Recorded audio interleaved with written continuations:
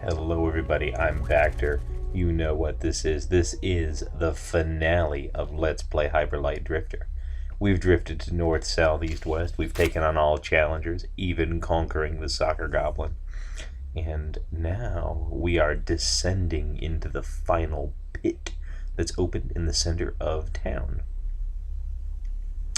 We've been on a quest to presumably do something about the illness which has infected us, which laid low the cool guy, and, which I would presume is dangerous to the rest of the world as well. This is pretty cool for a final layer. I mean, it's not, I don't know. It's more or less what I was expecting, I guess. And of course, as we might guess here, this is all invisible platforms, showing an incredible level of technical sophistication, more or less what we would have expected by this point. I guess we didn't know that the center town was built on top of this stuff too, just like everything else. You see those big tanks of pink ammunition, or whatever we think it is. Some cool little crane walkers. And yeah, I saw that little flash too, if you're looking at that. One wonders if that's our deteriorating sanity causing us to see those flashes, or what the deal is. But it did look like that jerk. We're a little low on ammo just now, so we'll have to get some of that back by... it looks like, you see that totem in there. Looks like one that we've seen earlier. We'll have to get some of that ammo back by punching either crates or bosses or something. But you can see him... flashing up and around there. So, we've been haunted by this particular specter, this apparition the whole game. He always shows up when we're having one of our episodes. And here we are in more of those construction matrices, sort of like we saw down south. It looks like this was potentially a prototype factory or something like that. It certainly seems to be the most active of the places we've been in, with power just radiating off of everywhere. They are kind enough to give us all of the health packs we could ask for. No answers immediately forthcoming about what everything is, but, well, 3 guesses as to whether this is important or not. So welcome everybody to the final boss. I've said before that I have more favorite fights in the game. I will say that I think the Western boss is actually a bit tougher. But nobody is quite as cool in building anticipation as this. Look at that diseased diamond there. You can see we're having the upside down black rain that's been shadowing us all game. And it's time to throw down. So this guy has a very predictable pattern. He starts off just wandering around, and then he dashes around. After that, he'll shoot out some of those beams, and if you do enough damage to him, then he creates these little guys, little diamonds that fly around. You want to kill them quickly, because when he ends that cycle, they all produce floors that hurt you, just like the bird did. And then he dashes around again, shoots out the beams, produces those little guys. The pattern just essentially repeats. And that's it. That's him. You want to do damage to him quickly. The little diamonds are good at running away from you, and there you see me taking my lumps. Unfortunately, his dodge is a little tricky. He doesn't dodge immediately. There's a slight delay, so that's what got me there. But what I described is really the whole fight with him.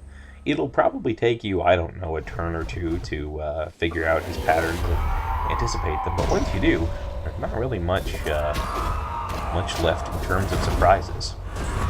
When he's down there attacking with those little dots that he flies out, if you don't hurt him fast enough, he'll eventually shoot a huge beam which sweeps the area that you have to get away from. The small diamonds can most easily be attacked with your grenades. That's the best use for them. And he just gets faster at everything as he goes along and gets lower in health. But there's no, like, stage 2 massive difference reveal. This is just kind of, this is his deal. He keeps doing it until you touch him to death. As I say, you can sort of see where he's going to dash beforehand by that little trail he leaves behind him. Yeah, there's that big ray that he shoots out, but that's it. You deal with him that way and do a cool little strike like that. That's the final boss of the game. Not the hardest, not the most inventive fight, but it's cool. It's cool looking. And I'm just gonna leave you alone to appreciate the rest of the finale here. I'll talk again during the credits. Catch you later.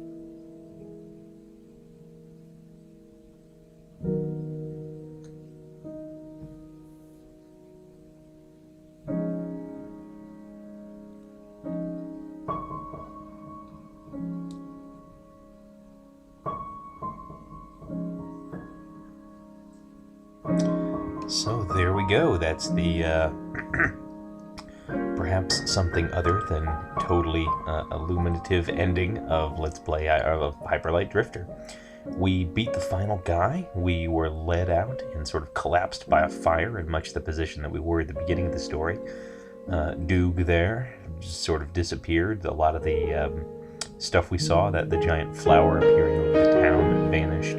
The four-pointed diamond went dark, and we sort of ended with a shot of us looking like we were wounded and maybe starting to collapse.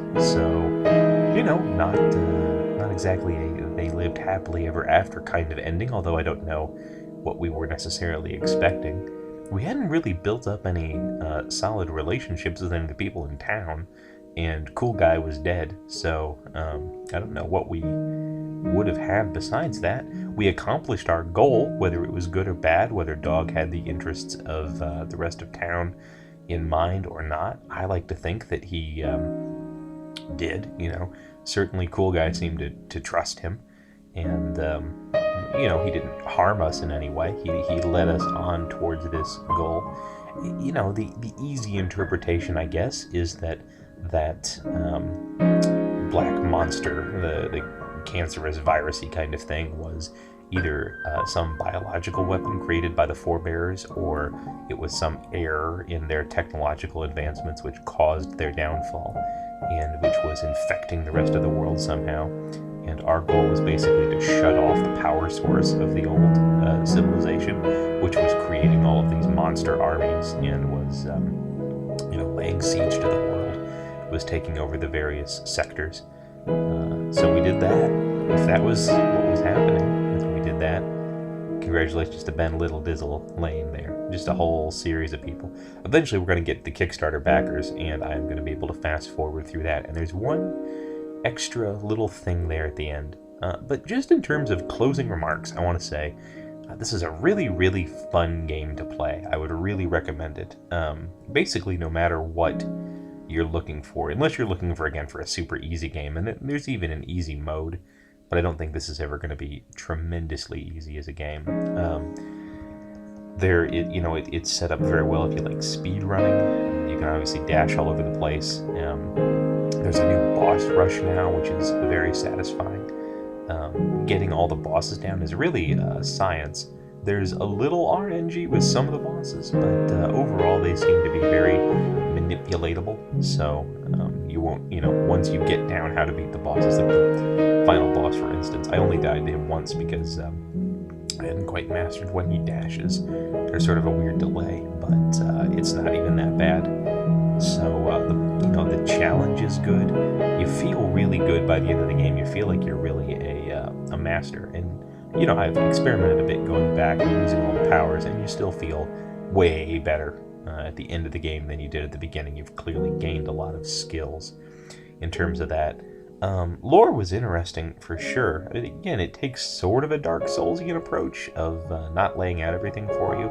I think there's much less depth presented to us than there are maybe in Dark Souls, just because there's not as many sources of information. There's a few little pieces of code that we can find throughout the game, in terms of the tablets and things like that. But otherwise, we're given sort of this basic story and just made to explore it. I think it's more about feeling than knowing, I think, is the impression I get from this. But I was very impressed by this game. I would love to follow what this studio does in the future. And I hope you enjoyed coming along for the ride. Even if this isn't really your bag and you don't like games like this, then hopefully it was at least something nice to look at, because the visuals are really breathtaking.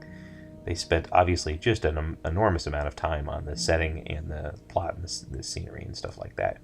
You can see on the right there, we now have the ability to speed up and speed forward all these Kickstarter people, and, I'm sure they're worthy of admiration and loud and whatever for what they've done, but frankly, we don't have a half an hour to kill. I was waiting for that to go by. So there's one extra thing you get after you beat the game, and if anybody's sort of wanting an epilogue, wanting a little bit more clarity as to what happened to the old drifter there's no secret ending for getting all the bits or anything like that, incidentally. Let's go back and look at this option, which appears after you beat the game. This is it, as I was saying. There's as far as I know, no hidden ending or anything. Nope. Just skeleton. Just a skeleton leaning up by that old pillar down in the bottom there. Fireflies are around. We can see light shining from above. The world isn't destroyed, if nothing else. We weren't possessed and made to become some sort of gross zombie or whatever. And that's about as good as ending as we could have hoped for. Thanks for watching, guys, and I will catch you next time.